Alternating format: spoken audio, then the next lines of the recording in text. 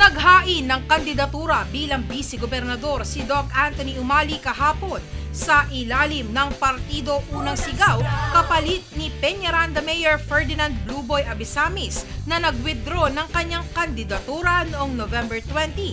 Isisigaw sa report ni Danira Gabriel. Danira, isigaw mo.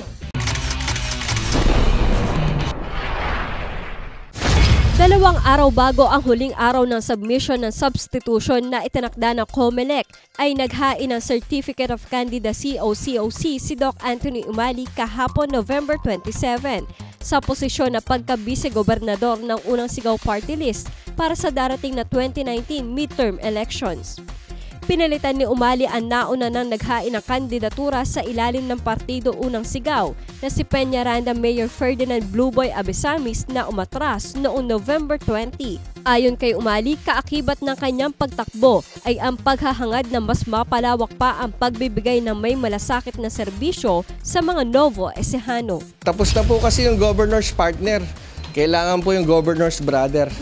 Dahil ang ating nilalaban dito yung tunay na malasakit sa lalawigan ng Nueva Ecija at hindi naman po tayo sinasabi puro hangad sa posisyon, kundi yung talagang malasakit na maitutulong natin sa ating lalawigan.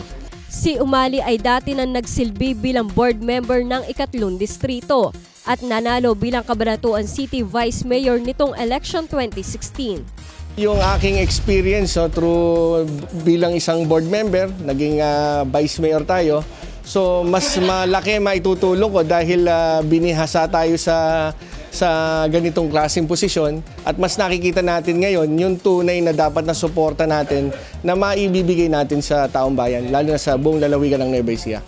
Samantala, kahapon din ay nagpalit ng tatakbuhin posisyon ang 2 pambaton ng Partido Unang Sigaw sa lungsod ng Cabanatuan. Si Ramon Suca Garcia na naunang naghain ng kandidatura sa pagka-vice-alkalde ay nag-withdraw at kumakandidato ngayon bilang mayor. Iniatras din ni Gave Kaling ang kanyang kandidatura sa pagka-mayor at bumaba ngayon sa posisyon bilang vice mayor. Habang binawi rin ni Richard Medina ang kanyang kandidatura sa pagkakonsehal upang bigyan daan si Ariel Severino sa naturang posisyon. Binigyang linaw naman ni Attorney Leylan Generoso Manuel, Acting Election Supervisor ng COMELEC Nueva Ecija at City Election Officer ng Cabanatuan na posible pa rin magpalit ng posisyon ang mga kandidato hanggang November 29. Aniya, patuloy na tatanggap ang COMELEC ng substitution ng mga kandidatong umatras, namatay o na-disqualify. Pwede pa silang mag-file to another position provided that they follow